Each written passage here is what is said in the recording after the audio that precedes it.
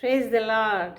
స్నేహితులారా, మన జీవితాల్లో మనకున్న అత్యవసరతలను బట్టి, లేక అనారోగ్యాలను బట్టి, లేదా ఉద్యోగాలు, వివాహాలు, ఇలా అనేక విధాలుగా మనకు అవసరతలు ఉంటాయి కదా.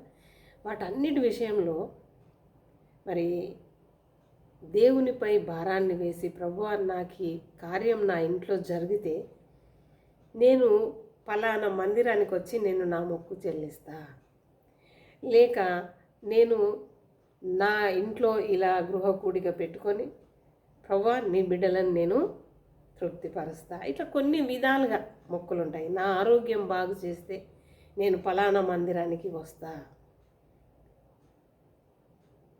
లేక నా పిల్లలు ఒక మంచి ఉద్యోగ జీవితానికి వస్తే నీకు ఇంత కృతజ్ఞత నేను తీసుకొని వస్తా. ఇలా కొన్ని మొక్కుబడులు మనకుంటాయి, అవి మనం చేసుకుంటాం. అయితే మనకున్న భారాన్ని బట్టి, మన అవసరతను బట్టి, దేవుని కృపను బట్టి దేవుడు మనకు మరి కృప చూపిస్తాడు. మనకు కావలసిందేదో ఆయన మనకు ఇవ్వడం జరుగుతుంది. సరే, మేలును పొందుకున్నాం, సంతోషంగా ఉన్నాం. అయితే దేవుని బిడ్డలారా, ఇంకా ఆయనకు మొక్కు అనేది మనం మొక్కుకున్నాం. మనకున్న పనుల ఒత్తిడిని బట్టో దేనిని బట్టో కొంత నిర్లక్ష్యం అనేది మనకు వచ్చేస్తుంది.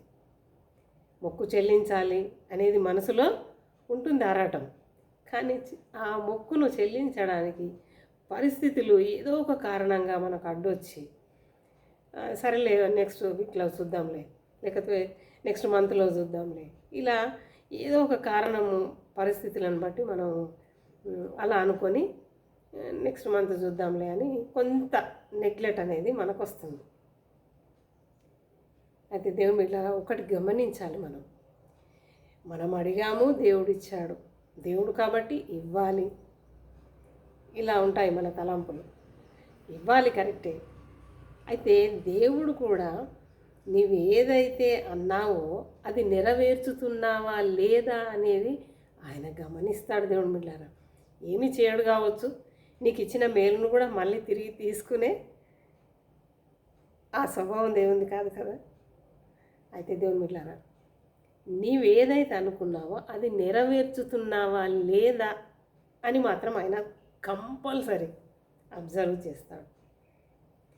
అలా అబ్జర్వ్ చేసే దేవుడు అనడానికి మనకు నిదర్శనం 10 మంది కుష్ఠరోగులు మరి యేసు ప్రభు ఒక గ్రామానికి తన శిష్యులతో కలిసి వెళ్ళేటప్పుడు వాళ్ళు అంత దూరంలో నిలబడి, యేసయ్యా మమ్మల్ని క్షమించు, మమ్మల్ని కరుణించు, మమ్మల్ని స్వస్థతపరచు అని ఆ 10 మంది ఎలుగెత్తి ఆయన సన్నిధిలో మొరపెట్టినప్పుడు మరి యేసయ్య వారిని మీరు వెళ్ళి మీ యాజకునికి మిమ్మును మీరు కనపరుచుకొనుడి అని చెప్పడం జరుగుతుంది. ఇంకా అక్కడ వీళ్ళకు ఒక క్వశ్చన్ రావాలి 10 మందికి. ఏంటి, యేసుప్రభు అందరినీ స్వస్థపరుస్తాడు, ముట్టి స్వస్థపరుస్తుండంట, ఉమ్మి వేసి స్వస్థపరుస్తుండంట, చేయి పట్టుకుని లేపి స్వస్థపరుస్తుండంట, మరి కుష్ఠరోగులను సహితము ముట్టి స్వస్థపరుస్తుండట. మరి మేము కూడా అలానే కదా, మమ్మల్ని ఎందుకు కనీసం దగ్గరికి కూడా పిలవలేదు, అంత దూరం నిలబడే మీరు మీ యాజకులకు కనపరుచుకోండి అని అన్నాడు అనే క్వశ్చన్ వాళ్ళకు వచ్చిండొచ్చు కదా. దాదాపు వీళ్ళు 1 కిలోమీటర్ దూరం అంతా కూడా నడిచి వెళ్ళిండొచ్చు.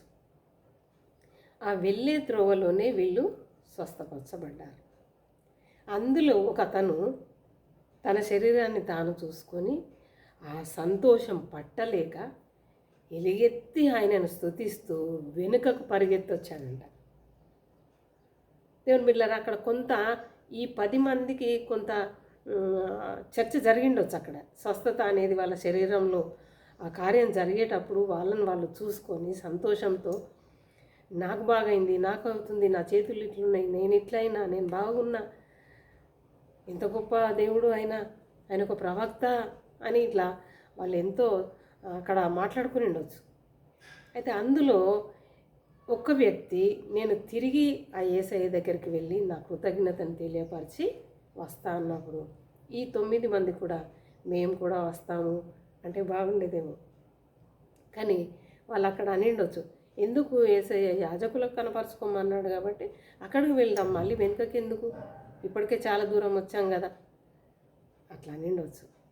అయినా దేవుని బిడ్డలారా, మరి ఇక్కడ ఒక్కతను మాత్రమే తన కృతజ్ఞతను తెలియపరచడానికి యేసయ్య దగ్గరికి వచ్చాడు. ఆయన పాదముల మీద పడి ఆయనను స్తుతించాడు, కృతజ్ఞతను తెలియపరిచాడు. అప్పుడు యేసయ్య అన్నమాట మీ అందరికీ తెలిసిన విషయం ఇది. 10 మంది కుష్ఠరోగులు కదా, ఇంకా 9 మంది ఎక్కడ? మరి నీవు ఒక్కడే వచ్చావేంటి అన్న విధంగా అక్కడ ప్రశ్న వేశాడు. దేవుని బిడ్డలారా, అక్కడ యేసుక్రీస్తు ఇంకెందుకు రాలేదు వాళ్ళందరూ అనేది కాదు ముఖ్యం. అంటే వారి కృతజ్ఞత స్వభావం ఏది అనేది ఆయన ప్రశ్న. ఆనాడు ఆ రీతిగా పరిశీలించిన యేసయ్య ఇప్పుడు నిన్ను నన్ను పరిశీలించాడా? నీవేదైతే ఆయన సన్నిధిలో నువ్వు మొరపెట్టావో, ప్రభువా నాకు ఇది జరిగితే నేను ఇది నీకు సమర్పించుకుంటా, ఈ రీతిగా నా కృతజ్ఞతను తెలియపరచుకుంటా అని ఎప్పుడైతే నువ్వు ప్రమాణం చేశావో, మరి ఆ ప్రమాణము ఆ కృతజ్ఞత ఏది అని ఆయన నిన్ను అబ్జర్వ్ చేయడా?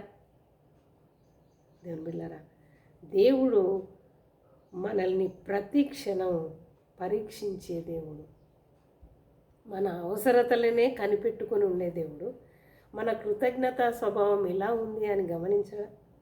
కాబట్టి దేవుని బిడ్డలారా, మనం ఏదైతే ఆయన సన్నిధిలో మొక్కుకున్నామో అది ఆయనకు సమర్పించి ఒక మంచి అభిప్రాయాన్ని 10 మందిలో ఒక్కతని విషయంలో యేసుక్రీస్తు మంచి అభిప్రాయంలోనికి వచ్చాడు. నిజంగా 9 మందిని వదిలేసి ఒక్కడు వచ్చాడు. ఈయన స్వభావం ఎంత గొప్పది కదా అని యేసుక్రీస్తు అతన్ని ఎంతో మెచ్చుకొని ఉండొచ్చు. మరి అలాంటి మెప్పు మనకందరికి కూడా రావాలి అంటే, ఇంకా రెట్టింపైన ఆశీర్వాదాలు ఆ యేసయ్య ద్వారా మనం పొందాలి అంటే, మనం ఏదైతే కృతజ్ఞత ఆయనకు చెల్లించాలో అది ఆయనకు చెల్లించాలి. దేవుని బిడ్డలారా, మరి అట్టి నడిపింపులో మనందరం కూడా నడుద్దామా? దేవుని బిడ్డలారా, మరి మన విశ్వాస జీవితంలో ఏదైతే ఆయన సన్నిధిలో ఒప్పుకున్నామో అది ఆయనకు సమర్పిస్తూ కృతజ్ఞతాపూర్వకంగా మరి మన విశ్వాస యాత్రను కొనసాగించే కృప ఆ దేవుడు మనకందరికీ అనుగ్రహించును గాక.